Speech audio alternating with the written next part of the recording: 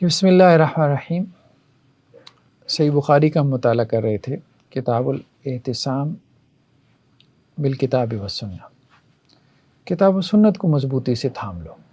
ہم نے یہ بات کہی تھی کہ یہ امام بخاری کی ایک طرح سے اصول فقہ ہیں، قواعد استدلال اور استنباط ہیں کہ کتاب و سنت سے آپ نے کیسے جو ہے وہ شریعہ رولنگ کو ڈیرائیو کرنا ہے، کیسے اپنے مسائل کو اخذ کرنا ہے۔ قیاس کے بارے میں ہم نے امام بخاری کا موقف لاسٹ ٹائم میں ڈسکس کیا تھا۔ حضرت عبداللہ بن عباس سے ہے کہ میں عبد الرحمن بن عوف رضی اللہ عنہ کو قرآن پڑھایا کرتا تھا،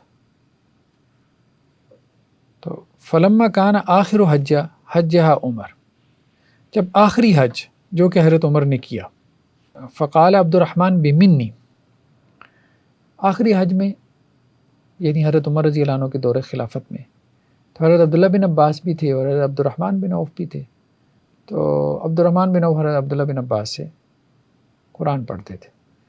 عبداللہ بن عباس نے کہا کہ ایک دن میرے پاس آئے عبد الرحمن بن عوف اور مجھ سے انہوں نے کہا کہ میں آج حضرت عمر کی مجلس میں موجود تھا، لو شہدت امیر المومنین، اگر آپ بھی وہاں ہوتے نا تو آپ کو پتہ چلتا کہ آج کیا ڈسکشن ہوئی ہے۔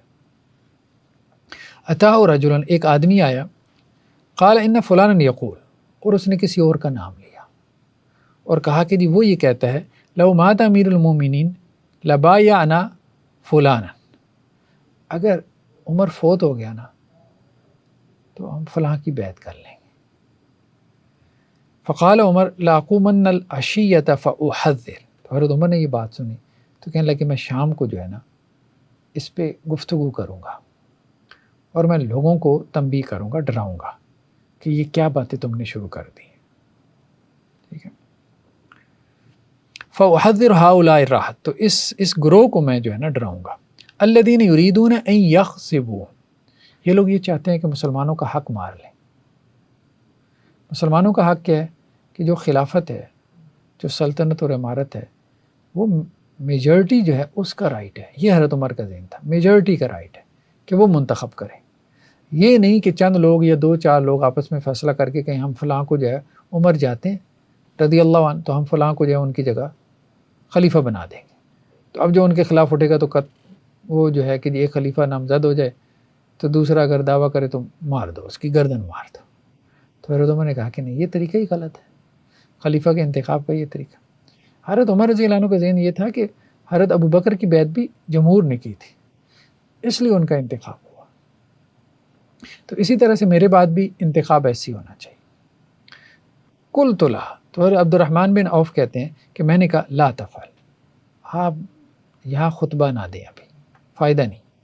فإن الموسم یجمع رعاء الناس یغلبون علی مجلس، کیونکہ یہ حج کا جو موسم ہے نا اس میں ہر ایرا غیرہ سب جمع ہوتے ہیں، کچرا لوگ بھی جمع ہو جاتے ہیں، ٹھیک ہے، تو وہ آپ کی مجلس میں غالب آ جائیں گے، شور شرابہ شروع کر دیں گے۔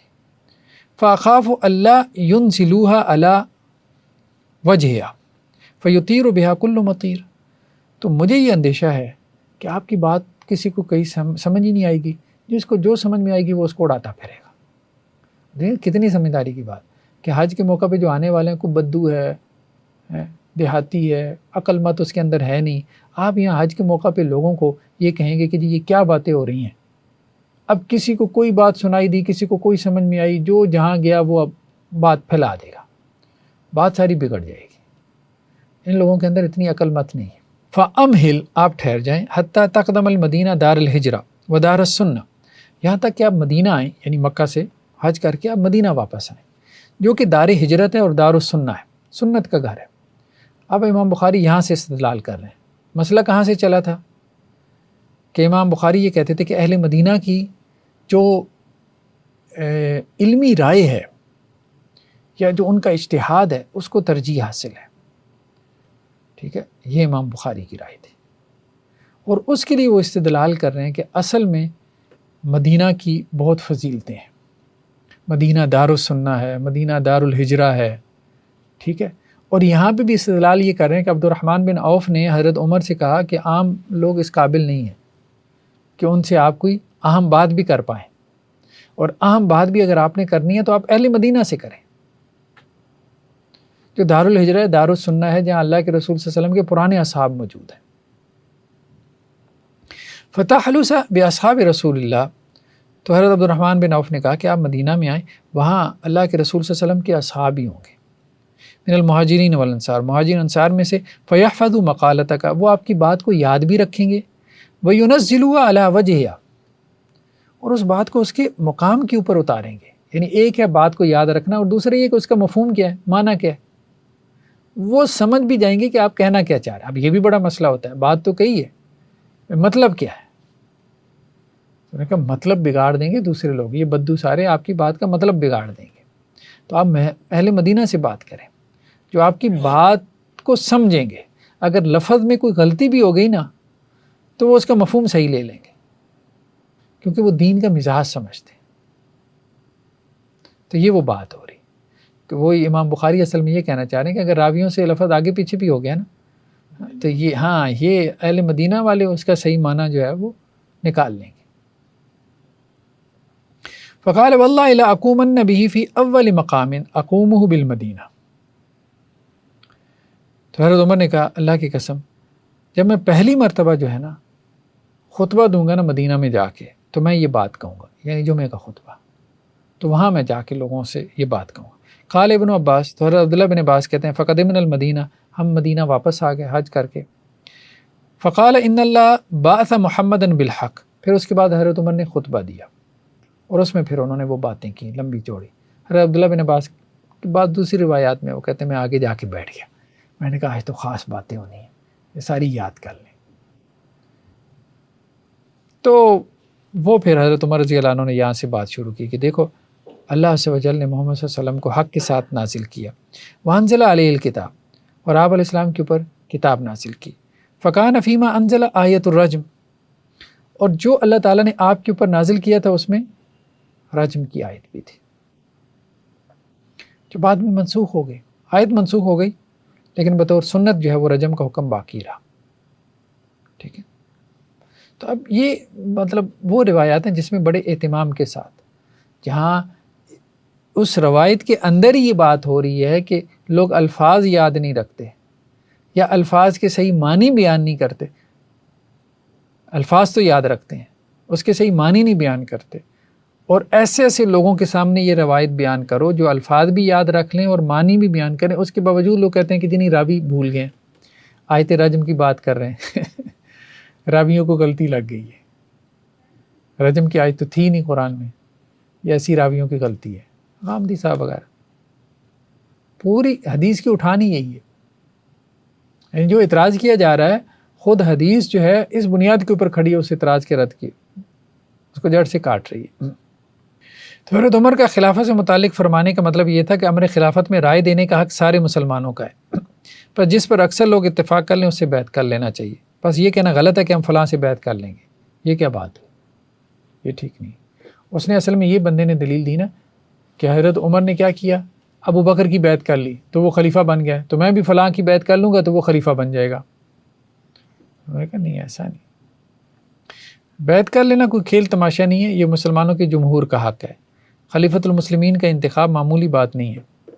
اس روایت کی باب سے مطابقت یہ ہے کہ اس میں مدینہ کی فضیلت مذکور ہے کہ وہ دارالسنہ ہے، کتاب و سنت کا گھر ہے، تو وہاں کے علماء کا اجماع بنسبت اور شہروں کے زیادہ معتبر ہوگا۔ حافظ نے کہا کہ صحابہ کا اجماع بھی حجت ہے یا نہیں، اس میں بھی اختلاف ہے۔ اصل میں مسئلہ یہ نہیں ہے، اصل مسئلہ یہ کہ صحابہ کا اجماع ہو سکتا ہے کہ نہیں، بات یہ ہے کہ اکثر و بیشتر اجماع کے دعوے ہیں، اجماع کوئی بھی نہیں ہے، نہ ہونے کے برابر ہے، وہ اسی معنی میں جس معنی میں امام شافعی کہتے ہیں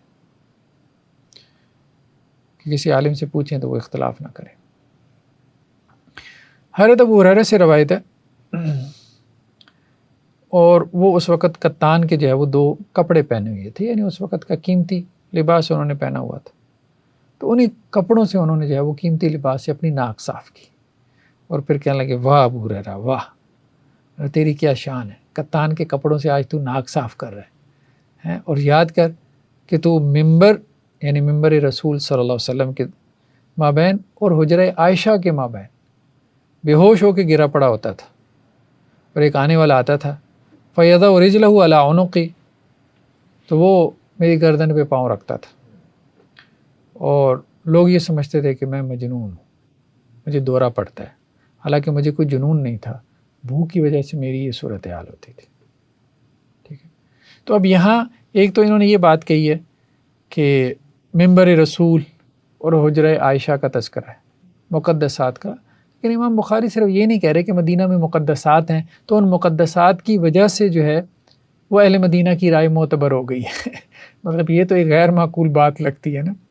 اصل میں امام بخاری یہ بھی کہہ رہے ہیں کہ دیکھو ان مقدس مقامات پہ لوگوں نے کتنی جان ماری ہے علم دین کو حاصل کرنے کے لیے. حضرت ابو ہریرہ نے، ٹھیک ہے، وہ بے ہوش ہو کے گر پڑتے تھے بھوک کی وجہ سے، کتنی قربانی دے کے انہوں نے دین کا علم حاصل کیا.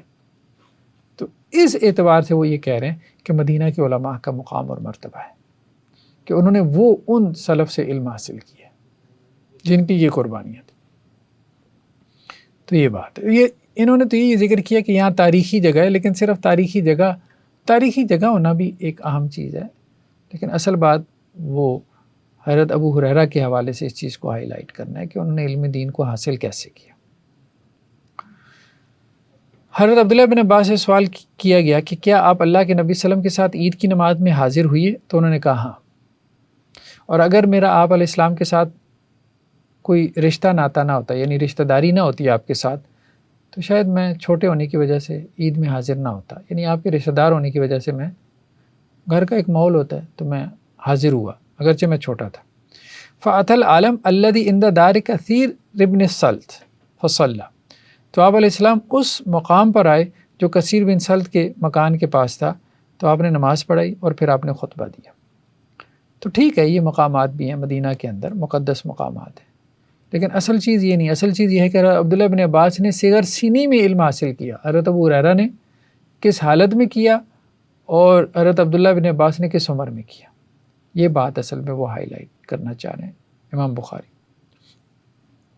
اور اس کو یاد بھی رکھا، یعنی اتنے چھوٹی عمر میں اس کو یاد بھی رکھا کہ وَلَمْ يَذْكُرْ أَذَانًا وَلَا إِقَامَةً، کوئی اذان نہیں ہوئی عید کی نماز کے لیے، کوئی اقامت نہیں کہی گئی. آپ علیہ السلام نے بس نماز پڑھائی، خطبہ دیا. ثم امر بالصدقہ، پھر صدقے کا حکم دیا. فجعل النساء یشرن الی آذانہن وحلوقہن، تو عورتیں جو ہے وہ اپنے کانوں اور اپنے گردنوں کی طرف ہاتھ بڑھانے لگیں، یعنی اپنا زیور اتار کے دینے لگیں. فامر بلالا فاتاہن، تو حضرت بلال ان کے پاس آئے اللہ کے نبی صلی اللہ علیہ وسلم کے حکم پہ. ثم رجع الی النبی صلی اللہ علیہ وسلم، پھر وہ اللہ کے نبی صلی اللہ علیہ وسلم کے پاس جو بھی صدقے میں چیزیں ملی تھیں وہ لے کر چلے گئے. ٹھیک ہے. تو یہاں انہوں نے یہ کہا کہ کثیر بن سلط کے گھر کے پاس تشریف لے جانا، وہاں عید کی نماز پڑھنا، لیکن اصل میں حضرت عبداللہ بن عباس کا صغر سنی میں علم حاصل کرنا اور اس کو یاد رکھنا، ٹھیک ہے، یہ اہم چیز ہے. تو یہ گویا کہ اہل مدینہ کی فضیلت ہے. حضرت عبداللہ بن عمر سے کہ اللہ کے نبی صلی اللہ علیہ وسلم قباء میں چل کر بھی آتے تھے اور سواری پر بھی آتے تھے. ٹھیک ہے. تو اب ایک تو یہ ہے کہ قباء جو ہے وہ مقدس مقامات میں سے، تاریخی مقامات میں سے، شاعر میں سے، اس وجہ سے مدینہ کی اہمیت ہے. لیکن اہل مدینہ کی اہمیت یہ ہے کہ عبداللہ بن عمر نے یہ بھی یاد رکھا کہ آپ علیہ السلام چل کے بھی آتے تھے اور سواری، یعنی مائنر ڈیٹیلز بھی انہوں نے یاد رکھی آپ علیہ السلام کے حوالے سے، سنت کی مائنر ڈیٹیلز. حضرت عبداللہ بن زبیر سے ہے کہ سید عائشہ رضی اللہ عنہ نے ان سے کہا ادفنی ما صواحبی، کہ جب میری وفات ہو جائے تو مجھے میری جو سہیلیاں ہیں یا جو ساتھی ازواج ہیں ان کے ساتھ مجھے وہ دفن کر دینا. ولا تدفنی مع النبی، اور اللہ کے نبی صلی اللہ علیہ وسلم کے ساتھ مجھے دفن مت کرنا فی البیت، گھر میں. ٹھیک ہے. فإنی اکرہ ان ازکا، کیونکہ میں یہ پسند نہیں کرتی کہ لوگ میری جو ہے نا وہ پاکیزگی بیان کریں کہ جی ازواج میں سے یہ ایک ہیں جنہیں اللہ کے رسول کی وفات کے بعد بھی صحبت نصیب ہوئی. تو کہتی ہیں اس وجہ سے وہ مطلب دوسری ازواج کو یہ چیز ڈیگریڈ کرنے کا باعث نہ بن جائے، اور میرے لیے یہ خوبی ان کے لیے کسی کمی کا باعث نہ بن جائے. تو اس لیے مجھے بھی ازواج کے ساتھ دفن کر دینا. اگرچہ خواہش تو ان کی بہت شدید تھی، خواہش تو وہ کہ اللہ کے رسول کے ساتھ جو ہے وہ مدفون ہو. حضرت عمر نے ارسل الی عائشہ، سید عائشہ رضی اللہ عنہ کی طرف کہلوا بھیجا، اذن لی ان ادفن مع صاحبی، کہ مجھے آپ اجازت دیں کہ میں اپنے دو دوستوں کے ساتھ، میرے بھی مطلب جب حملہ ہوا تھا نا حضرت عمر کے اوپر، وہ درمیان میں ان کو کچھ دن مل گئے جس میں وہ زخمی بھی رہے، تو انہوں نے سید عائشہ سے اجازت چاہی. اللہ کے رسول کی قبر تھی، پھر حضرت ابو بکر کی قبر تھی، تو اس کے ساتھ پھر ایک قبر کی جگہ تھی کہا جاتا ہے. لیکن اوپر والی حدیث سے پتہ چلتا ہے کہ نہیں، یہ اس مطلب تینوں کی تدفین کے بعد بھی قبر کی جگہ تھی. ابھی بھی کچھ لوگ کہتے ہیں کہ ایک قبر کی جگہ ہے، اور کچھ یہ بھی کہتے ہیں حضرت عیسیٰ علیہ السلام کے لیے، واللہ اعلم. تو حضرت عمر رضی اللہ عنہ نے سید عائشہ سے اجازت چاہی کہ آپ مجھے اجازت دیں کہ میں وہاں جو ہے وہ اپنے دو ساتھیوں کے ساتھ دفن ہونا چاہتا ہوں. فقالت ای واللہ، تو انہوں نے کہا اللہ کی قسم آپ کے لیے اجازت ہے. قال وکان الرجل اذا ارسل الیہا من الصحابۃ قالت لا، لیکن اس کے علاوہ صحابہ میں سے کوئی جب سید عائشہ کو پیغام بھیجتا تھا تو وہ انکار کر دیتی تھی، اور کیا کہتی تھی، واللہ لا اوثر باحد ابدا، کہ ہم ان کو کیوں ترجیح دیں اپنے اوپر، اپنے آپ کو کیوں محروم رکھیں اس سعادت سے. ٹھیک ہے. تو لیکن حضرت عمر کے معاملے میں انہوں نے بس جو اللہ نے تقدیر میں لکھا تھا، اصل بات یہ. ابن شہاب سے ہے کہ ہمیں انس بن مالک رضی اللہ عنہ نے خبر دی کہ اللہ کے رسول صلی اللہ علیہ وسلم جو ہے وہ عصر کی نماز پڑھتے تھے، فیات الاوالی والشمس مرتفعہ، تو وہ اوالی مدینہ میں آتے تھے اور سورج ابھی بلند ہوتا تھا. تو اوالی مدینہ کی جو ہے وہ ایک جگہ ہے جو مدینہ سے آپ کہہ لیں سینٹر سے مسجد نبوی سے 3-4 میل کے فاصلے پر ہے. تو صرف وہاں جانا نہیں ہوتا تھا، ظاہری بات ہے وہاں کے لوگ آپ سے علم بھی سیکھتے تھے، کہنے کا مقصد علم بھی سیکھتے تھے. اصل اہمیت سنت کی ہے. مدینہ میں جہاں جہاں آپ گیا وہاں سنت بھی پھیلی نا، صرف آپ کے قدم نہیں پہنچے، آپ کی سنت بھی پہنچی. صاحب بن یزید سے وہ یہ کہتے ہیں، کان الساعۃ علی عہد النبی مدن وثلثا بمدکم اليوم وقد زید فیہ، کہ سا جو ہے اللہ کے نبی صلی اللہ علیہ وسلم کے زمانے میں جو آج کل تمہارا سا ہے نا، اس کے مقابلے میں 1 مد اور 1 ثلث مد تھا، اور اب سا میں اضافہ ہو گیا. یعنی حضرت عمر بن عبدالعزیز کے زمانے میں سا بڑا ہو گیا تھا، اگرچہ وہ خلیفہ راشد تھے، لیکن اس کے باوجود حکم کیا ہے کہ 1 سا آپ نکالیں. ٹھیک ہے، 1 سا صدقہ فطر نکالیں، روزوں کے لیے نا 1 سا صدقہ فطر نکالتے. تو وہ سا کون سا سا ہوگا؟ حضرت عمر بن عبدالعزیز کے زمانے کا جو کہ بڑا ہو گیا، یا اللہ کے رسول کے زمانے اللہ کے. تو یہاں سے وہ دلیل پکڑ لیں کہ آپ علیہ السلام کے زمانے کے برتن بھی جو ہے وہ دلیل ہے. امام بخاری یہ کہہ رہے ہیں. حضرت انس بن مالک سے روایت ہے کہ اللہ کے رسول صلی اللہ علیہ وسلم نے فرمایا، اللہم بارک لہم فی مقیالہم و بارک لہم فی صاعم و مدہم، یعنی اہل المدینہ، یا اللہ ان کے صاع میں، ان کے مد میں، یعنی ان کے پیمانوں میں برکت دے دے. تو ان کی تو تجارت میں بھی برکت ہے، تو علم میں برکت کیوں نہیں ہوگا؟ مطلب یہ ہے اصل میں اصطلاح. تو ان میں کہ تو علم میں تو برکت ہی برکت ہے، ان کے تو برتنوں میں بھی برکت ہے. ٹھیک ہے، تو ذہنوں میں کیوں نہیں ہوگی، دلوں میں کیوں نہیں ہوگی؟ ہاں، امام مالک بھی اس طرف بہت رجحان رکھتے تھے، بہت زیادہ. اصل مسئلہ یہ ہے کہ وہ اس کو حجت سمجھتے تھے کہ نہیں. صحابہ کرام کے ادوار کی حد تک تو سمجھتے تھے، پھر کچھ مالکی آئے انہوں نے خیر القرون کی حد تک سمجھا، اور کچھ ایسے آئے جنہوں نے کہا کہ خیر القرون کے بعد بھی. لیکن وہ بات ذرا مشکل لگتی ہے. صحابہ کی حد تک بات ٹھیک ہے، خیر القرون کی حد تک بھی آپ یہ کہہ سکتے ہیں کہ وجہ ترجیح میں سے ایک وجہ ہو سکتی ہے کہ ایک قول پہ دوسرے قول کو ترجیح دینا چاہتے ہیں، تو آپ کہہ سکتے ہیں بھئی اہل مدینہ کے اس کے اوپر عمل، بائنڈنگ نہیں. اصل بات بائنڈنگ ہونا اور چیز، بائنڈنگ چیز کتاب و سنت ہی ہے. ٹھیک ہے. سر یہ علم کے ساتھ جو مناسبت ہے مدینہ کی، یہ آج بھی دیکھی جاتی ہے کہ بڑے علماء وہیں سے پڑھے ہوتے ہیں؟ آج بھی ہیں، لیکن آج وہ بات نہیں رہے گی. آج آپ یہ کہہ سکتے ہیں مکہ میں بھی ہیں، آج آپ یہ کہہ سکتے ہیں کہ جی جامع ازہر کے علماء بھی بڑے ہیں. ٹھیک ہے، اور بھی ممالک میں ہیں نا، یہ بات تو ہے. ہمارے ہاں ساؤتھ ایشیا میں، پاکستان میں بھی کچھ علماء ہیں، بڑے علماء ہیں. لیکن یہ بات ٹھیک ہے کہ وہاں کے علماء کی اپنی ایک شان ہے. جیسے معاصر علماء میں سے شیخ بن باز ہیں، شیخ محمد بن صالح عثیمین ہیں، علامہ البانی ہیں. ان تین کو تو اللہ نے بڑا مقام اور مرتبہ دیا.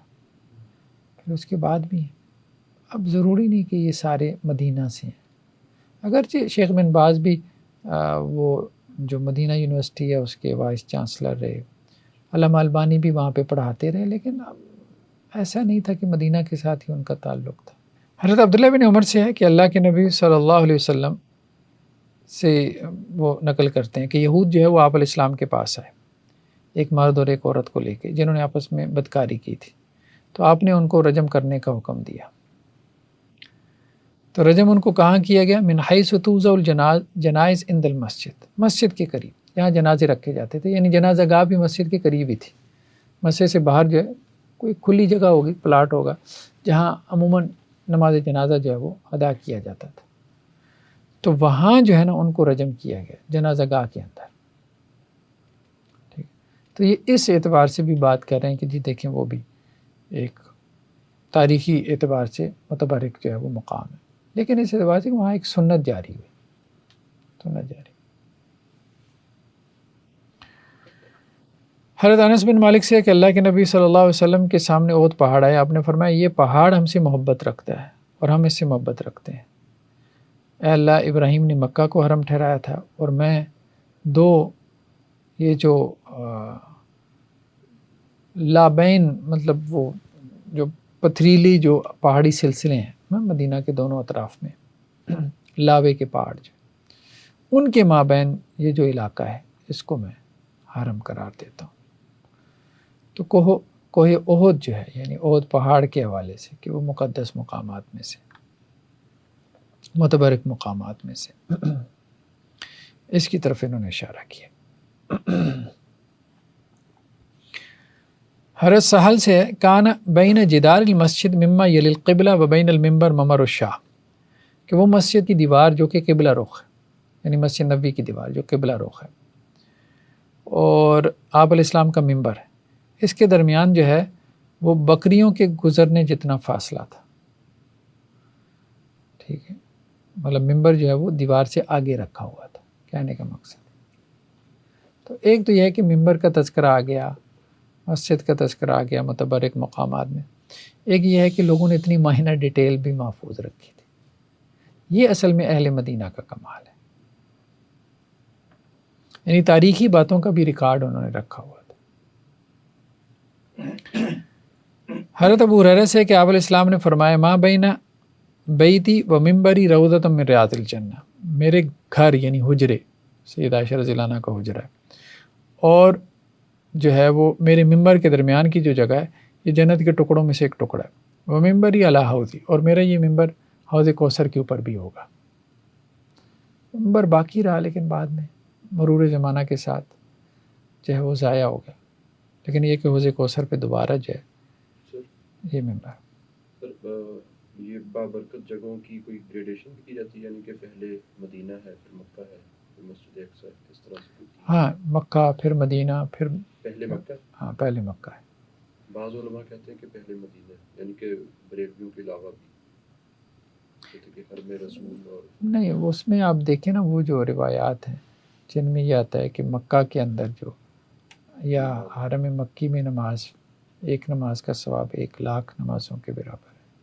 ٹھیک ہے، اور مسجد نبوی میں جو ہے وہ 1,000 کے برابر ہے. بعض ضعیف روایتوں میں 50,000 بھی ہے. تو اس کا مقام اور مرتبہ دوسرے نمبر پر آتا ہے. حرم پہلے نمبر پہ ہے، حرم مکی، پھر حرم مدنی دوسرے نمبر، پھر جو ہے وہ حرم قدس ہے تیسرے نمبر. حضرت عبداللہ سے روایت ہے کہ اللہ کے نبی صلی اللہ علیہ وسلم نے سابق النبی بین الخیل، گھوڑوں کی دوڑ کروائی. فورسلت التی ضمرت منہا، تو پہلے ان کی دوڑ کروائی گئی جن کی ٹریننگ کروائی گئی تھی. تضمیر یعنی ان کو کھلا پلا کے موٹا کر کے ان کی جو ہے وہ چربی جو ہے وہ پگھلائی گئی تھی. وَأَمَدُهَا مِنَ الْحَفْيَةِ إِلَى ثَنِيَّةِ الْوَدَاعِ، اور حفیہ سے لے کے ثنیۃ الوداع تک ان کی دوڑ تھی. وَالَّتِي لَمْ تُضَمَّرْ، اور وہ گھوڑے جن کی تضمیر نہیں ہوئی تھی، جن کی ٹریننگ نہیں ہوئی تھی. آمد ہوا ثنیۃ الوداع الی مسجد بنی زریق، تو ان کی جو دوڑ تھی وہ ثنیۃ الوداع سے لے کے مسجد بنی زریق تک تھی. وَأَنَّ عبد اللہ کان فی من سابق، اور عبداللہ بن عمر بھی مقابلہ کرنے والوں میں سے تھے. تو یہاں پہ بھی کچھ تاریخی مقامات کا تذکرہ آ گیا، اور یہ کہ صحابہ نے آپ علیہ السلام کی گھڑ دوڑ کو بھی یاد رکھا ہے. حضرت عبداللہ بن عمر سے ہے کہ میں نے حضرت عمر رضی اللہ عنہ سے یہ بات سنی علی ممبر النبی، اللہ کے نبی صلی اللہ علیہ وسلم کے ممبر پر. تو گویا حضرت ہم بخاری یہ بھی کہہ رہے ہیں کہ حضرت عمر کے زمانے میں ممبر باقی ہے، متبرکات موجود ہیں. جب تبرکات موجود ہیں تو اس کا مطلب یہ ہے کہ ان کی رائے کی بھی اہمیت ہے. لیکن محض تبرکات کا ہونا یہ رائے کی تصحیح پہ دلالت نہیں کرتا. اصل چیز یہ ہے کہ تبرکات محفوظ ہیں تو کہنے کا مقصد یہ ہے اگر استدلال اس طرح سے تو سنت بھی تو محفوظ ہوگی نا. یہ کیسے جو ہے وہ ممکن ہے کہ سنت جو ہے وہ غائب ہو چکی ہو؟ تو یہ بات ٹھیک ہے. یعنی آپ علیہ السلام کا ممبر موجود ہے لیکن آپ کے جو ہے وہ جو حکم ہے وہ ختم ہو گیا. صاحب بن یزید سے ہے کہ انہوں نے حضرت عثمان رضی اللہ عنہ سے سنا، اور حضرت عثمان نے خطبہ دیا علی ممبر النبی، نبی صلی اللہ علیہ وسلم کے ممبر پہ. حضرت عثمان کے زمانے میں ممبر موجود تھا. تو گویا خلفائے راشدین کے دور میں جو فیصلے ہوئے ہیں اہل مدینہ کے تو ان کی اہمیت ہے. تو یہ بات درست ہے. سیدہ عائشہ سے انہوں نے کہا کان یوضع لی ولی رسول اللہ صلی اللہ علیہ وسلم ھذا المرقن فنشر فیہ جمیع، کہ اللہ کے نبی صلی اللہ علیہ وسلم میرے لیے جو ہے وہ یہ لگن رکھی جاتی تھی، مطلب ایک ٹب جسے کہتے ہیں ٹب، ہاں پانی رکھا جاتا تھا تو ہم جو ہے وہ اس پانی سے نہا لیتے تھے. تو مطلب یہ ہے کہ اس ٹب کا بھی تذکرہ ملتا ہے جس سے آپ علیہ السلام نے غسل کیا، وہ بھی ایک تاریخی چیز بن گئی. حضرت انس سے ہے کہ حالف النبی بین الانصار و قریش فی دار اللتی بالمدینہ، کہ آپ علیہ السلام نے قریش اور انصار کے درمیان جو ہے وہ بھائی چارہ کروایا میرے اس گھر میں جو مدینہ میں ہے. اس کو بھی اہمیت حاصل ہو گئی. وکانت شہرن یدعو علی احیاء من بنی سلیم، اور آپ نے بنو سلیم کے اوپر ایک سال جو ہے ایک مہینہ آپ نے بنو سلیم کے اوپر بد دعا کی. مطلب یہ وہی لوگ تھے جنہوں نے قراء صحابہ کو جو ہے وہ شہید کر دیا تھا. ابو بردہ سے انہوں نے کہا کہ قدمت المدینہ فلقینی عبداللہ بن سلام، کہ میں مدینہ میں آیا تو عبداللہ بن سلام سے میری ملاقات ہوئی. فقال لی انطلق الی المنزل، تو عبداللہ بن سلام نے مجھے یہ کہا، یعنی ابو بردہ کہتے ہیں کہ آپ ہمارے گھر چلیں نا. فاسقیک فی قدح شرب فی رسول اللہ، تو میں آپ کو اس پیالے میں پانی پلاؤں گا کہ جس میں اللہ کے رسول نے پانی پیا. وتصلی فی مسجد صلی فی النبی، اور اس مسجد میں آپ نماز پڑھو گے کہ جس میں اللہ کے رسول نے نماز پڑھی ہے. یعنی ان کے لیے یہ چیز موٹیویٹنگ تھی. فانطلقت معہ، تو ابو بردہ کہتے ہیں کہ میں چلا گیا. عبداللہ بن سلام یہ وہی ہے جو کہ یہود کے علماء میں سے تھے، ایمان لیا ہے. فسکانی سویکن، تو انہوں نے مجھے جو ہے وہ ستو پلایا، یعنی اسی پیالے میں جو اللہ کے رسول کا پیالہ تھا. یا مطلب یہ ہے کہ جس میں اللہ کے رسول نے پیا، یعنی ان کے گھر میں اللہ کے رسول آئے ہوں گے اور پانی پیا تو انہوں نے وہ سنبھال کے رکھ لیا. وآتمنی تمرن، اور مجھے انہوں نے کھجوریں کھلائیں. وصلیت فی مسجدی، اور میں نے اللہ کے رسول کی مسجد میں نماز پڑھی. تو گویا آپ علیہ السلام کے پیالے کو بھی انہوں نے محفوظ کیا. تو گویا کہ یہ سنت کی حفاظت پہ دلالت کرتی ہے یہ چیز، کہ جنہوں نے آپ کا لگن، آپ کا ٹب، آپ کا برتن، آپ کا پیالہ نہیں ضائع ہونے دیا تو وہ آپ کا حکم کیسے ضائع ہونے دیں گے.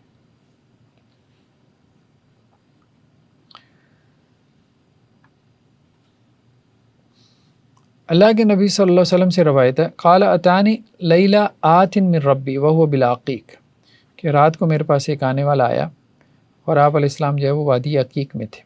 انصلی فی ھذا الوادی المبارک، اور آپ علیہ السلام کو کہا گیا کہ آپ اس مبارک وادی میں نماز پڑھیں. وقل عمرہ و حج، اور عمرہ اور حج کی ایک ساتھ نیت کریں. غالباً جو آپ حج کے لیے نکلے تھے تو اس وقت مدینہ کے قریب جو ہے نا تو وادی عقیق ہے، تو اس کے بابرکت ہونے کا تذکرہ ہے. حضرت عمر سے ہے کہ اللہ کے نبی صلی اللہ علیہ وسلم نے قرن منازل کو جو ہے وہ میقات مقرر کیا اہل نجد کے لیے، اور جوفا کو میقات مقرر کیا اہل شام کے لیے، اور ذوالحلیفہ کو میقات مقرر کیا اہل مدینہ کے لیے۔ تو صحابی نے یہ بھی کہا کہ میں نے اللہ کے نبی صلی اللہ علیہ وسلم سے سنا، اور مجھے یہ بات بھی پہنچی کہ اہل یمن کے لیے یلملم کو عراق کا ذکر کیا گیا، تو کہا گیا عراق ان دنوں میں نہیں تھا۔ تو یہ جو میقات مقرر ہوئی ہے، تو آپ مطلب جگہیں بھی جو ہے نا، جگہیں بھی وہ بھی اپنی ایک شرعی سٹیٹس رکھتی ہیں کہ یہ جگہ ہے، اس جگہ کو آپ کراس نہیں کر سکتے بغیر احرام باندھے، ٹھیک ہے؟ تو میں اس جگہ کی بھی حیثیت ہے، یہ مطلب امام بخاری کہہ رہے ہیں۔ اس کی وجہ سے بھی آپ کے شرعی احکام اس سے متعلق ہو جاتے ہیں۔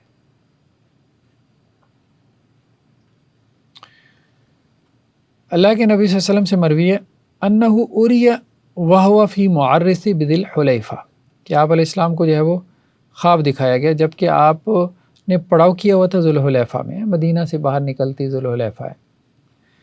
فقیر لہو، تو آپ سے کہا گیا انکا ببطحہ مبارکہ، آپ بطحہ کی وادی میں، جو کہ ایک مبارک وادی ہے، ٹھیک ہے؟ تو یہاں انہوں نے یہ تذکرہ کیا کہ امام بخاری نے اس باب میں جو حدیث بیان کی ہیں، تو حافظ ابن حجر کا کہنا یہ ہے کہ اس سے مدینہ کی فضیلت ظاہر کی۔ تو مدینہ کی فضیلت میں کوئی شک نہیں، وہاں وہی اترتی تھی، آپ علیہ السلام کی قبر مبارک ہے، ٹھیک ہے، منبر ہے جو بہشت کی جو ہے وہ ایک کیاری ہے۔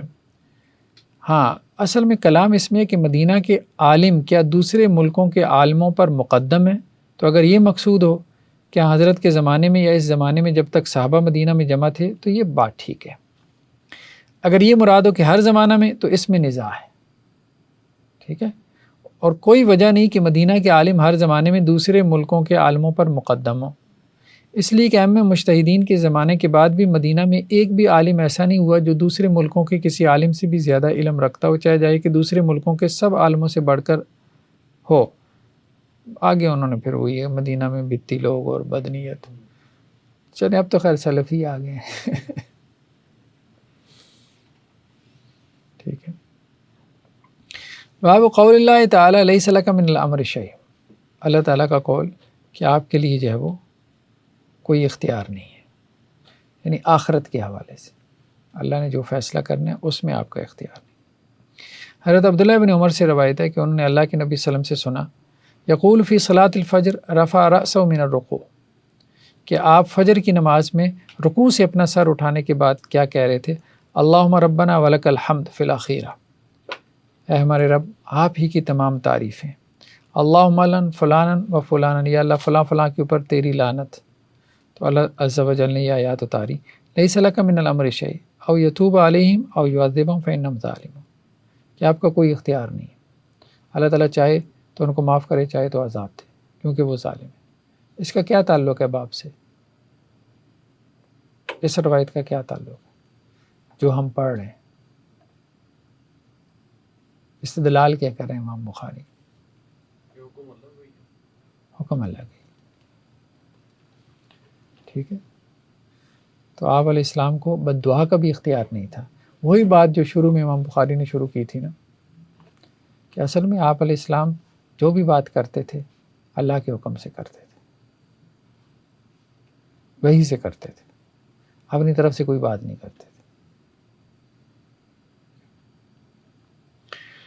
باب قولی تعالی وکان الانسان اکثر شیء جدلا، اللہ تعالیٰ کا قول کہ انسان کیا ہے؟ بہت زیادہ جھگڑالو ہے، اور اللہ تعالیٰ کا یہ قول ولا تجادلوا اہل الکتاب الا باللتی ہی احسن، اہل کتاب سے جھگڑا نہ کرو مگر جو بہترین۔ تو مجادلہ جو ہے نا، اب علم میں مجادلہ علم میں بھی ہوتا ہے نا، تو امام بخاری یہ کہہ رہے ہیں کہ مجادلہ احسن ہو تو جائز ہے، ویسے مجادلہ جائز نہیں، مناظرہ ہو گیا، مجادلہ ہو گیا، جسے ہم ڈسکشن کہہ دیتے ہیں، آسان طریقے سے ہو تو جائز ہے، ورنہ جائز نہیں۔ خواہ سینگ پھنسا لینا ہر جگہ ہے وہ ٹھیک نہیں ہے۔ اچھا، اس کی سند بڑی عجیب ہے، امام زہری جو ہے وہ علی زین العابدین سے روایت کرتے ہیں جو حضرت حسین کے بیٹے ہیں، تو علی زین العابدین حضرت حسین سے نقل کرتے ہیں، حضرت حسین اپنے والد حضرت علی سے، یعنی شیعہ کے ائمہ کی آپ کہہ لیں کہ روایت ان کے اعتبار سے، ہمارے اعتبار سے تو صحابہ کی روایت. اخبروا ان علی بن ابی طالب قال ان رسول اللہ طرقہ، تو علی بن ابی طالب رضی اللہ عنہ نے انہیں خبر دی، یعنی حضرت حسین کو، حضرت حسین نے اپنے بیٹے علی کو خبر دی، علی زین العابدین کو. انہوں نے پھر جو ہے وہ زہری کو بتایا، امام زہری کو، ابن شہاب زہری کو، کہ اللہ کے نبی صلی اللہ علیہ وسلم رات کو آئے، یعنی تہجد کے ٹائم، اور آپ نے دروازہ کھٹکھٹایا. ٹھیک ہے، تو حضرت علی اور فاطمہ بنت رسول صلی اللہ علیہ وسلم، تو آپ علیہ السلام نے ان کو جگایا، سو رہے تھے، وہ تہجد کا وقت تھا، اور کہا الا تصلون، رات کو اٹھ کے کچھ نماز پڑھ لیا کرو. ٹھیک ہے، فقال علی، تو حضرت علی رضی اللہ عنہ نے کہا فقلت یا رسول اللہ کے رسول انما انفسنا بید اللہ، ہمارے نفس اللہ کے ہاتھ میں ہے. اب جوانی میں ظاہری بات ہے نیند تو انسان کو آتی ہے، جوانی میں نیند تو آتی ہے، نیند زیادہ ہوتی ہے. پھر جیسے جیسے انسان کی عمر بڑھتی چلی جاتی ہے تو انسان کے لیے رات کو جاگنا جو ہے وہ آسان ہو جاتا ہے، مشکل نہیں رہ جاتا. اس لیے بابے سارے فجر میں پہنچے ہوتے ہیں، تو بعض اوقات وہ نوجوانوں کو عجیب نظروں سے دیکھ رہے ہوتے ہیں، اے کیوں نہیں آتا، لیکن یہ نہیں سوچتے کہ جب آپ بابا جی 18 سال کے تھے، 20 سال کے تھے، تو آپ کی کتنی نمازیں تکبیر اولیٰ کے ساتھ تھی فجر کی. تو یہ ہے کہ بہرحال نوجوانوں کو تھوڑا سا مارجن دے دینا چاہیے. ٹھیک ہے، کبھی کبھار اگر ان کی مس ہو جائے تو خیر. بہرحال تو اللہ کے نبی صلی اللہ علیہ وسلم نے جب یہ بات کہی کہ بھئی آپ رات کو اٹھ کے کوئی 2-4 رکعتیں پڑھ لیا کرو، تو انہوں نے کہا اللہ کے رسول، بات یہ ہے کہ ہمارے جی اللہ کے ہاتھ میں ہے. ٹھیک ہے، فَإِذَا شَاءَ أَن يَبْعَثَنَا بَعَثَنَا، اللہ تعالیٰ جب چاہتا ہے ہمیں اٹھائے تو وہ ہمیں اٹھا دیتا ہے. فَانْصَرَفَ رَسُولُ اللَّهِ حِينَ قَالَ لَهُ ذَلِكَ، تو اللہ کے رسول زیادہ بحث نہیں کرتے تھے، تو آپ علیہ السلام واپس چلے گئے جب حضرت علی نے یہ بات کہی. تو وَلَمْ يَرْجِعْ إِلَيْهِ شَيْءًا، اور جواب میں کچھ نہیں کہا. ثُمَّ سَمِعَهُ، پھر حضرت علی کہتے ہیں کہ میں نے سنا، وَهُوَ مُدْبِرٌ يَضْرِبُ فَخِذَهُ، تو آپ علیہ السلام جب واپس جا رہے تھے تو آپ نے اپنے ادھر رخسار پہ جیسے ایسے ہاتھ مار کے یہ بات کہی. وَهُوَ يَقُولُ وَكَانَ الْإِنسَانُ أَكْثَرَ شَيْءٍ جَدَلًا، انسان بہت جھگڑا کرنے والا ہے. ٹھیک ہے، مطلب یہ بات کہنے کی ضرورت نہیں تھی. اللہ کے رسول صلی اللہ علیہ وسلم کا تبصرہ یہ تھا کہ حضرت علی رضی اللہ عنہ کے لیے کہ یہ بات کہنے کی ضرورت نہیں تھی کہ اللہ تعالیٰ جب چاہتا ہمیں اٹھا، بس یہ ہے کہ جی کوشش کریں گے، کوشش کریں. تو یہ بات یہ ہے کہ خاص طور پہ اولاد کے لیے، حضرت علی بھی ایک اعتبار سے آپ کے کزن بھی تھے تو اولاد میں بھی آ جاتے تھے، بیٹی کے شوہر تھے، آپ کہہ لیں ایک طرح سے داماد تھے، تو داماد بھی ایک طرح سے اولاد میں آ جاتے. تو آج کل بھی اولادیں نا بعض اوقات جسٹیفیکیشن دیتی ہیں پیرنٹس کو، ٹھیک ہے جی یہ وجہ یہ وجہ یہ وجہ، تو اس سے آسان یہ ہوتا ہے وہ پیرنٹس بھی پھر آگے لمبا چوڑا واز کرنا شروع کر دیتے ہیں، یہ وجہ نہیں بنتی، یہ وجہ نہیں بنتی، یہ نہیں بن سکتی. تو اس میں آسان یہی ہوتا ہے اولادوں کے لیے بھی تعلیم یہی ہے، تو ٹھیک ہے آئندہ سے ایسے کر لیں گے، بات ختم. ضرور آدھے گھنٹے کا واز سننا ہے اماں کا ابا کا. تو مطلب اس قدر مطلب مجادلے کو بھی پسند نہیں کیا گیا، کیونکہ اس سے کیا ہو سکتا ہے، اس سے یہ ہو سکتا ہے کہ مطلب نیکی جو ہے نا اس میں کوئی رکاوٹ آ جائے اور آپ اس فضیلت کو یا اس نیکی کو آپ نہ پا سکیں جس کے لیے آپ نے جسٹیفیکیشن جو ہے وہ اختیار کی. یہ ایک امکان ہو سکتا ہے. تو اس لیے بہتر ہے کہ انسان جسٹیفیکیشن کی طرف نہ جائے. جسٹیفائڈ ہو سکتا ہے، بات حضرت علی کی بھی ٹھیک تھی، بات غلط نہیں تھی، اللہ نے چاہا تو ہم سوئے رہے. ٹھیک، جب اللہ تعالیٰ چاہتا ہے ہمیں اٹھا دیتا ہے تو بات ٹھیک ہے. بعض اوقات انسان رات کو الارم بھی لگاتا ہے لیکن لیٹ نائٹس ہوتا ہے یا کوئی اور وجہ ہے، لائٹ نہیں آ رہی تھی، بچے نے رات کو تنگ کیا، اس کے باوجود انسان کی آنکھ ہی نہیں کھلتی، پتہ ہی نہیں چلتا. ٹھیک ہے، 5 بار الارم بج جائے انسان کو پتہ ہی نہیں چلتا. تو یہ ہے کہ اللہ کا بھی تو خیر ہے، اس میں کردار ہے، لیکن اس کے باوجود جو ہے نا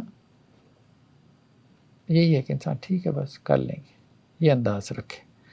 ما اتاک لیلا فهو طارق ویقال الطارق النجم والثاقب المضیء، جو آپ کے پاس رات کو آئے تو وہ طارق ہے، اور قرآن میں جو طارق کا لفظ ہے وہ روشن ستارے کے لیے آیا ہے.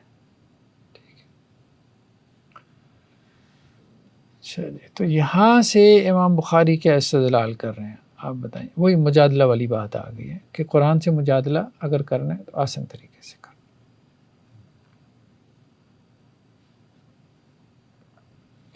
جی حضرت ابو ہریرہ سے قال بینا نحن فی المسجد کہ ہم مسجد میں تھے.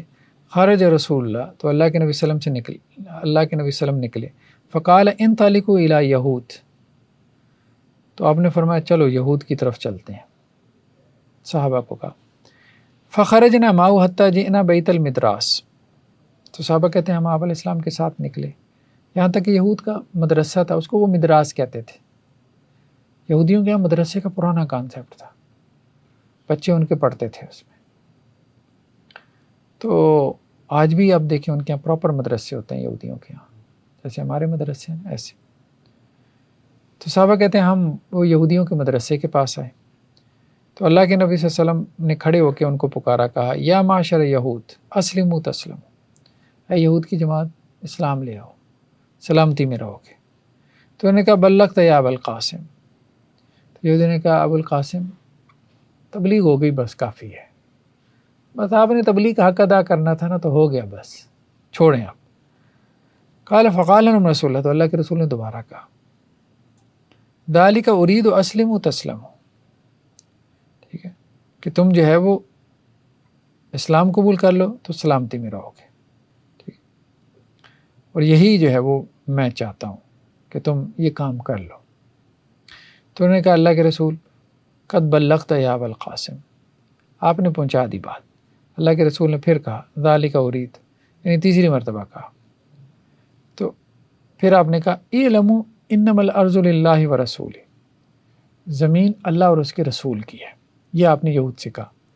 وانی ارید ان اجلیکم من هذه الارض، اور میں یہ چاہتا ہوں کہ تمہیں اس زمین سے کیا کرو نکال دو. فمن وجد منکم بمالی شیئا فلیبیع، جو تم میں سے اس کے پاس کوئی مال و دولت ہے پراپرٹی ہے بیچ دے، بس تیاری رکھو اپنی، ٹھیک ہے نکلنے کی. وَإِلَّا فَاعْلَمُوا أَنَّمَا الْأَرْضُ لِلَّهِ وَرَسُولِهِ، اور جان رکھو کہ زمین اللہ اور اس کے رسول کی، یعنی ہم نے تمہیں نکال دینا. اگر اسلام لے آؤ تو ٹھیک ہے، نہیں لاتے تو ہم نے تم کو نکال دینا. تو اب امام بخاری کیا یہاں سے نکالنا چاہ رہے ہیں؟ وہ تو ہے ہی ہے، مطلب یہ ہے کہ اہل مدینہ میں صرف اہل ایمان ہی ہے، یہاں کفر کی کوئی جگہ نہیں ہے، ٹھیک ہے. جیسے وہ پیچھے حدیث آئی تھی نا کہ اہل مدینہ یا مدینہ کیا کرے گا، جو اہل نفاق ہیں ان کو ایسے نکال دے گا جیسے جو ہے وہ بھٹی میں جو ہے وہ لوہے سے اس سے وہ میل کچیل دور ہو جاتی ہے. تو نفاق اور کفر کا مدینہ سے کوئی تعلق نہیں. دوسرے شہروں میں نفاق اور کفر ہو سکتا ہے، مدینہ میں نہیں ہوگا، اہل مدینہ میں نہیں ہوگا. تو اس اعتبار سے ان کی رائے کی اہمیت ہے. تو امام بخاری ہر اعتبار سے استدلال کر رہے ہیں. اہل مدینہ کی جو اجتہادی رائے ہے اس کو مطلب مضبوط ثابت کرنے کے لیے، اور بنیاد یہ بنا رہے ہیں کہ ان کی ٹریننگ بیسیکلی جو ہے وہ صحابہ کے سلسلے میں ہوئی ہے، اور صحابہ کی ٹریننگ اللہ کے رسول نے کی تھی. تو یہ نسل در نسل کی تربیت ہے. باب قول اللہ تعالیٰ وَكَذَلِكَ جَعَلْنَاكُمْ أُمَّةً وَسَطًا، اللہ تعالیٰ کا یہ قول کہ ہم نے تم کو ایک امت معتدل بنایا. اور اللہ کے نبی صلی اللہ علیہ وسلم نے جو حکم دیا بلزوم الجماع وہم اہل العلم، کہ جماعت کو لازم پکڑ لو. اور اس سے مراد کیا ہے؟ اہل علم کی جماعت، علماء کی جماعت کے ساتھ. حضرت ابو سعید خدری سے ہے کہ آپ علیہ السلام نے فرمایا یجاء بنوح یوم القیامہ، حضرت نوح علیہ السلام کو قیامت والے دن لایا جائے گا تو ان سے کہا جائے گا حل بلغت، کیا آپ نے تبلیغ کی لوگوں کو؟ تو وہ کہیں گے ہاں. یا رب فتسأل امتہ حل بلغکم فیقولون ما جاءنا من نذیر. پھر جو ہے وہ ان کی امت سے پوچھا جائے گا، نوح علیہ السلام کی قوم سے، تو انہیں کہا جائے گا کہ کیا نوح نے تم تک پیغام پہنچایا تھا اللہ کا؟ تو قوم کے لوگ کہیں گے کہ جی ہمارے پاس تو کوئی نوح آیا نہیں، کوئی ڈرانے والا نہیں آیا. فیقول من شہود، تو اللہ تعالیٰ نوح سے کہیں گے کہ آپ کا گواہ کون ہے؟ آپ کہہ رہے ہو کہ آپ نے ان کو میرا میسج دے دیا تھا، یہ کہہ رہے ہیں کہ جی ہمارے پاس تو کوئی بندہ ہی نہیں آیا. تو اے نوح آپ کا گواہ کون ہے؟ فیقول محمد و امت ہو، تو نوح کہیں گے کہ میرا گواہ جو ہے محمد اور اس کی امت ہے. ٹھیک ہے. فیجاؤ بکم فتشہدون، تو پھر تم کو لایا جائے گا اور تم گواہی دو گے. ہر نوح کے حق میں ہم گواہی دیں گے کہ انہوں نے جو ہے وہ اپنی قوم تک دین پہنچا دیا تھا. اب ہم تو آئی وٹنس نہیں ہیں، ٹھیک ہے، تو ہماری گواہی کیوں قبول ہوگی؟ اصل بات امام بخاری کیا ثابت کرنا چاہ رہے ہیں؟ خبر کی گواہی. ضروری نہیں ہے کہ ہر چیز کے آپ آئی وٹنس ہو. یہ جو اخبار احاد کو اڑا دیتے ہیں نا، ٹھیک ہے، تو یہ خبر کی گواہی قیامت والے دن بھی چلے گی. ایک چیز جو خبر سے ملتی ہے تو وہ معتبر ہوتی ہے. قیامت والے دن ہمیں خبر سے ہی پتہ چلا ہے کہ نوح علیہ السلام آئے تھے اور اپنی قوم کو ڈرایا تھا، ہم کون سے وہاں موجود تھے؟ قیامت والے دن ہم گواہی دیں گے. ثم قال رسول اللہ، پھر اللہ کے رسول نے یہ آیت پڑھی، وَكَذَلِكَ جَعَلْنَاكُمْ أُمَّةً وَسَطًا، ہم نے تم کو ایک معتدل امت بنایا، لِتَكُونُوا شُهَدَاءَ عَلَى النَّاسِ، تاکہ تم لوگوں کے اوپر گواہ بن جائے، وَيَكُونَ الرَّسُولُ عَلَيْكُمْ شَهِيدًا، اور رسول تم پہ گواہ بن جائے. ٹھیک ہے، تو اس سے بھی امام بخاری نے استدلال کیا کہ علماء کی جماعت مراد ہے. لِتَكُونُوا شُهَدَاءَ عَلَى النَّاسِ، تم لوگوں کے اوپر گواہ بن جائے. یہ گواہی کون دیں گے لوگوں کے اوپر؟ اہل علم. عالم ہی ہوگا جو دوسروں تک اللہ کا دین پہنچائے گا، تو وہی گواہی دے گا نا. ٹھیک ہے، تو یہاں سے وہ اہل علم کا اجماع بھی ثابت کر لیتے. ٹھیک ہے نا. اصل بات یہ ہے کہ آخرت میں جو ہے نا اس امت کی گواہی معتبر ہے. آخرت میں اس امت کی گواہی معتبر ہے، یعنی اس امت کی گواہی پہ جنت جہنم کا فیصلہ ہو رہا ہے. یہی بات ہے نا، جنت جہنم کا فیصلہ ہو رہا ہے. ٹھیک ہے، تو کیا اس امت کی گواہی پہ دین کا فیصلہ نہیں ہو سکتا کہ یہ دین ہے یہ نہیں ہے؟ یہ بات بڑی ہے کہ یہ چیز دین ہے نہیں ہے، یا یہ چیز بڑی ہے کہ اس نے جنت میں جانا ہے یا جہنم میں جانا ہے؟ تو جب اللہ تعالیٰ ان سے یہ فیصلہ لے رہا ہے کہ ان کی بنیاد پہ جنت جہنم کے فیصلے ہو رہے ہیں، تو ان کی گواہی بھی معتبر ہے، کیونکہ یہاں پہ دونوں باتیں آ گئیں. لِتَكُونُوا شُهَدَاءَ عَلَى النَّاسِ، تاکہ تم لوگوں کے اوپر گواہ بن جاؤ، وَيَكُونَ الرَّسُولُ عَلَيْكُمْ شَهِيدًا، اور رسول تم پر گواہ بن جائے. رسول کی گواہی کیا صرف آخرت میں ہوگی یا دنیا میں بھی ہے؟ دنیا میں بھی ہے کہ میں نے دین پہنچا دیا. اور رسول کے دین پہنچانے سے کیا حجت قائم ہو گئی؟ ہو گئی. ایسی حجت کہ اب اگر وہ نہیں مانے گا تو جہنم میں جائے گا. ہاں، تو امام بخاری کہہ رہے ہیں اسی کے ساتھ بریکٹ کیا گیا لِتَكُونُوا شُهَدَاءَ عَلَى النَّاسِ، تم لوگوں کے اوپر گواہ بن جاؤ. تو امت بحیثیت مجموعی جب لوگوں کے اوپر گواہی دے گی تو اس سے حجت قائم ہوگی. یعنی اجماع جو ہے اس کی حجیت کو ثابت کر رہے ہیں کہ وہ بائنڈنگ ہے، لازم ہے اجماع جو ہے. یہ بات کہہ رہے ہیں لِتَكُونُوا شُهَدَاءَ عَلَى النَّاسِ، کیونکہ اگر حجت ہی قائم نہ ہوتی تو پھر ان کو حجت بنایا ہی نہ جاتا امت کو. امت سے مراد وہ علماء لیتے ہیں، علماء کا اجماع جو ہے وہ حجت ہے. ٹھیک ہے جی. آپ کے اندر ذکر تھا کہ جماعت سے مراد وہ علماء کی جماعت کو لیتے ہیں، اس کا وہ کیسے استدلال ہے؟ اس کو وہ دلیل کیا لیتے ہیں کہ جماعت سے مراد اس حدیث میں علماء کی جماعت ہے جس کا ذکر باب میں ہے؟ اب باب میں ذکر ہے وہ یہی لِتَكُونُوا شُهَدَاءَ، یعنی عمومی الفاظ ہیں. لِتَكُونُوا شُهَدَاءَ عَلَى النَّاسِ، گواہی وہ دے گا جس کے پاس علم ہوگا، نالج ہوگا. ٹھیک ہے، مثال کے طور پہ دیکھیں نا، آئی وٹنس تو کوئی نہیں ہے کہ نوح علیہ السلام کو دیکھا ہو کہ انہوں نے اپنی قوم کو تبلیغ کی. اب گواہی کون دے گا؟ جس نے قرآن پڑھا ہے،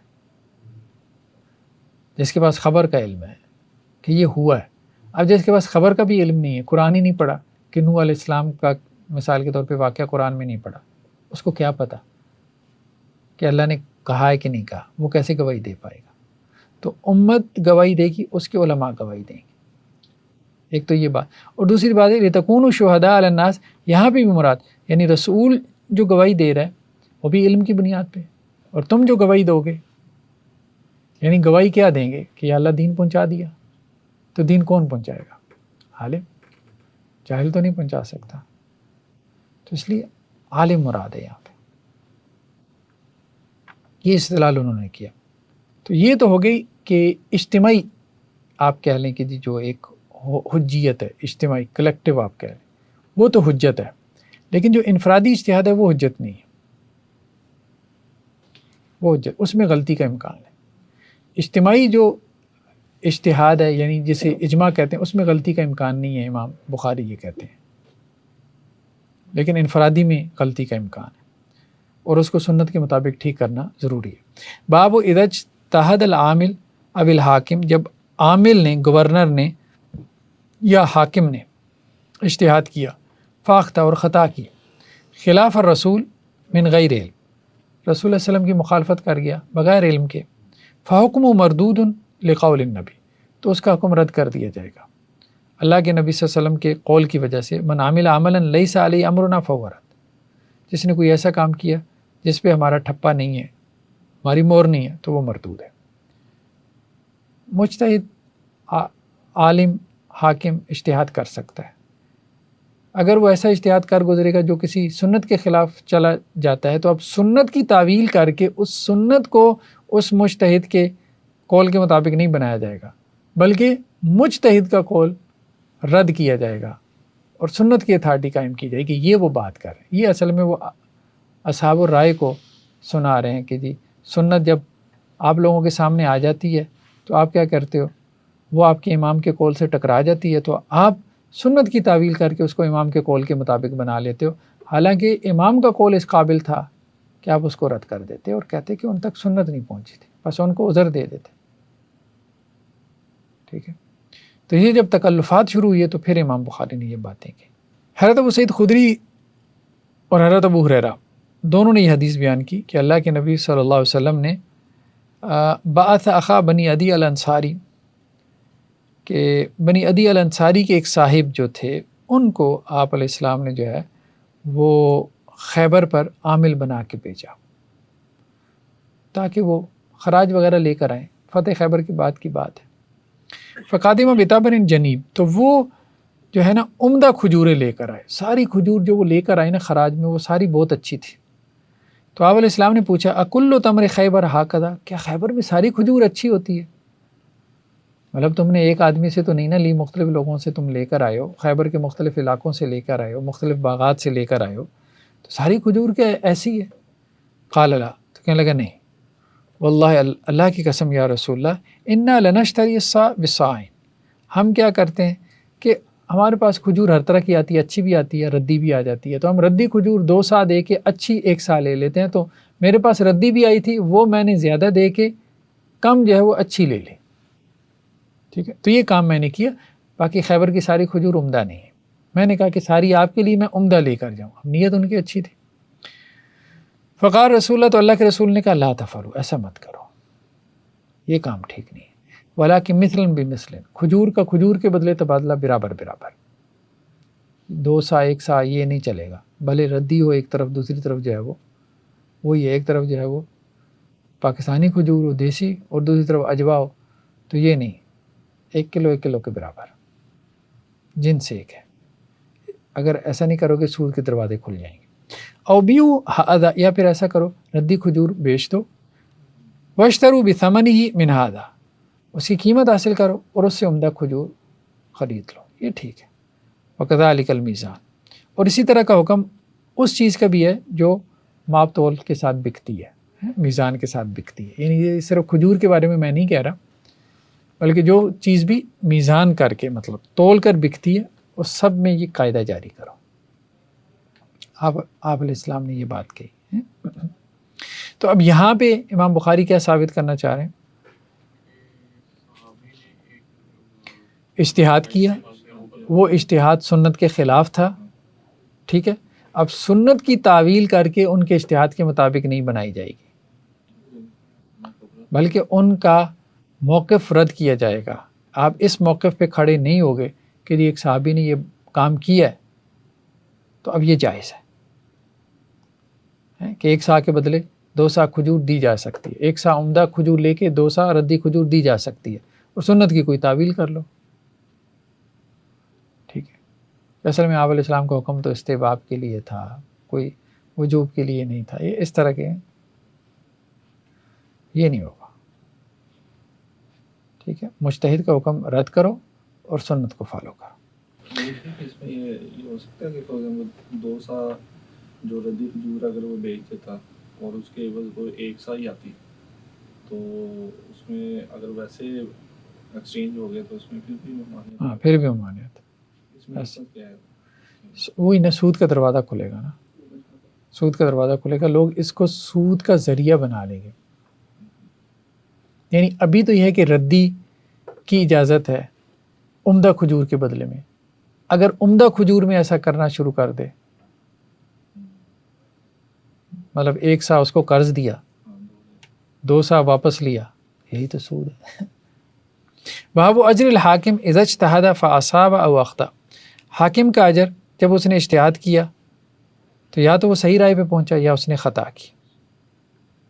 تو عمرو بن العاص سے کہ انہوں نے اللہ کے نبی صلی اللہ علیہ وسلم سے سنا، آپ علیہ السلام فرما رہے تھے کہ جب حاکم جو ہے وہ فیصلہ کرتا ہے اور اجتہاد کرتا ہے اور اگر صحیح رائے تک پہنچتا ہے تو اس کے لیے 2 اجر ہیں، اور اگر وہ فیصلہ کرتا ہے اور اجتہاد کرتا ہے اور خطا کرتا ہے تو اس کے لیے 1 گناہ اجر ہے. قال فحدثت بهذا الحدیث ابا بکر بن عمرو بن حزم، کہ میں نے یہ حدیث جو ہے وہ ابو بکر بن عمرو بن حزم سے بیان کی. تو انہوں نے کہا مجھے اسی طرح ابو سلمہ بن عبد الرحمن نے انہوں نے حضرت ابو ہریرہ سے بیان کی. تو یہ وہی بات آ گئی کہ حاکم جو ہے وہ اپنے اجتہاد میں غلطی بھی کر سکتا ہے، مطلب مجتہد سے غلطی ہو سکتی ہے، مان لو، بس بات ختم کرو. حدیث آ گئی ہے نا، اس سے غلطی بھی ہو جاتی ہے، لیکن اس غلطی کے باوجود اس کے لیے 1 گناہ اجر ہے.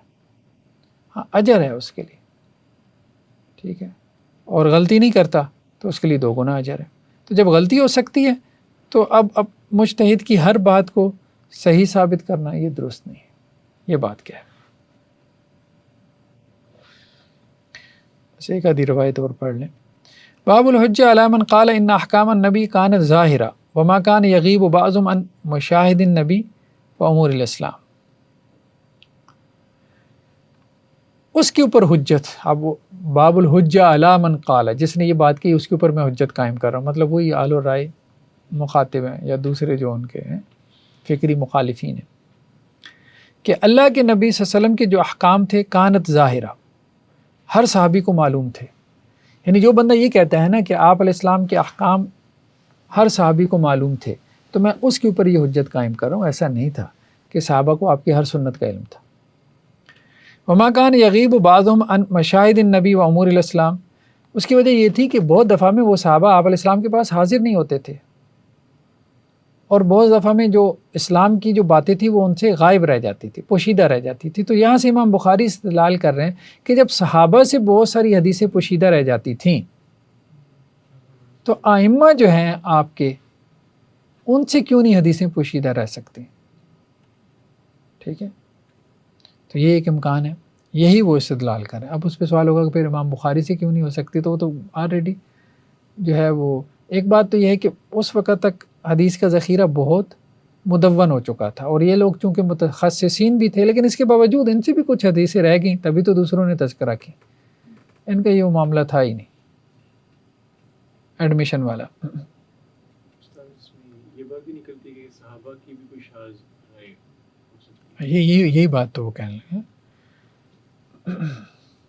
تو یہ بات یہاں پہ انہوں نے تشریح میں بھی کی ہے کہ بعض باتیں اکابر صحابہ جیسے حضرت عمر، عبداللہ بن مسعود سے بھی پوشیدہ رہ جاتی. جب دوسرے صحابہ سے سنتے تو فوراً اس پر عمل کرتے اور اپنی رائے سے رجوع کرتے. صحابہ، تابعین، ائمہ دین سب کے زمانوں میں یہی ہوتا رہا کہ کچھ حدیثیں ان کو پہنچیں کچھ نہ پہنچیں، کیونکہ اس زمانے میں حدیث کی کتابیں جمع نہیں ہوئی تھی نا. زیادہ تر تدوین حدیث جو ہے وہ 2ری 3ری صدی ہجری میں ہوئی، زیادہ تر اس سے پہلے بھی ہوئی ہے لیکن کم تھی. تو یہ بات. تو یہاں بھی جو روایت وہ لے کر آئے ہیں وہ کیا ہے کہ عبید بن عمیر سے ہے کہ حضرت ابو موسیٰ اشعری رضی اللہ عنہ نے حضرت عمر سے اجازت چاہی، یعنی ان کے گھر میں داخل ہونے کے لیے اجازت مانگی، جیسے السلام علیکم کہتے تھے. تو انہوں نے دیکھا کہ حضرت عمر مشغول ہیں، ٹھیک ہے، 3 مرتبہ کہا، کوئی جواب نہیں آیا، فرج تو وہ واپس لوٹ گیا.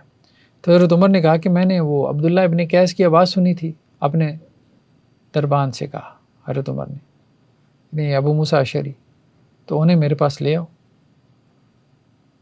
تو مطلب وہ کدھر چلے گئے. تو ابو موسیٰ اشعری کو لایا گیا.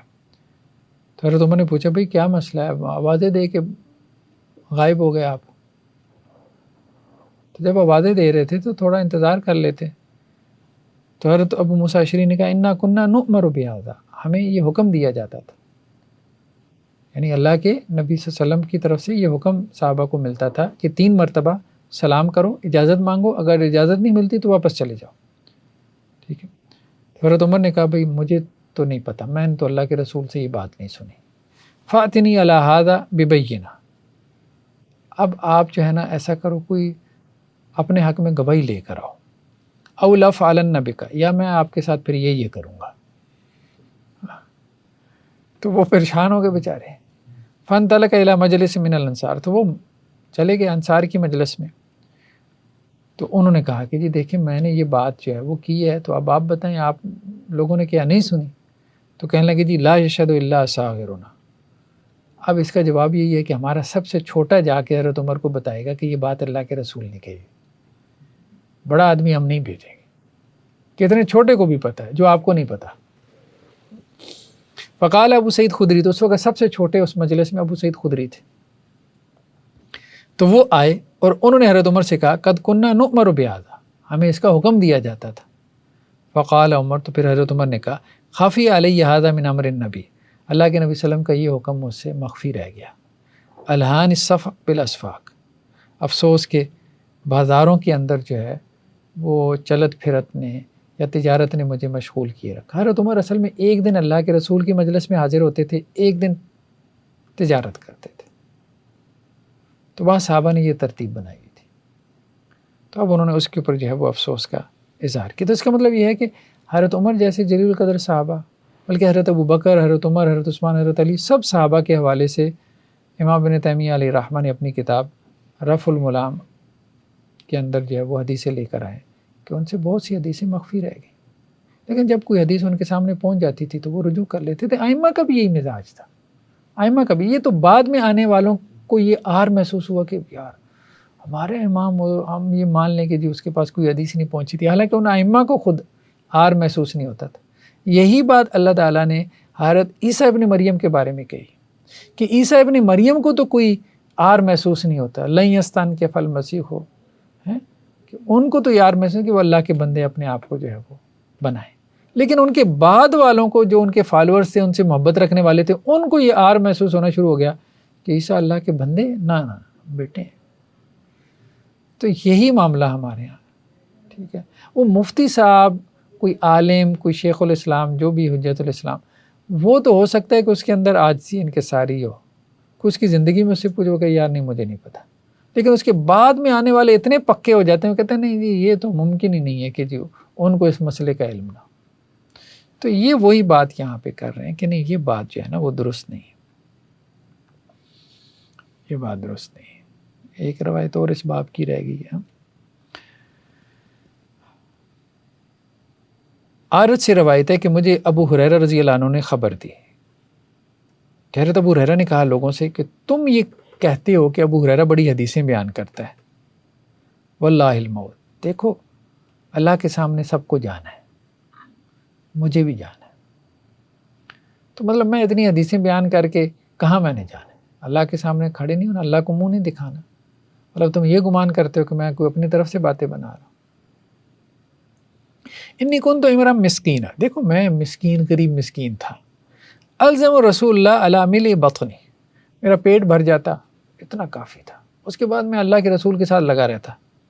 وکان المہاجرون یشغلہم الصفق بالاسفاق, مہاجر جو تھے وہ تجارت میں مشغول ہو جاتے تھے, کیونکہ یہ قریش والے سارے تاجر تھے, یہ بازاروں میں چلے جاتے تھے. وکانت الانصار یشغلہم القیام علی اموالہم, اور انصار وہ اپنی کھیتی باڑی میں مصروف ہو جاتے تھے, ان کے باغات تھے.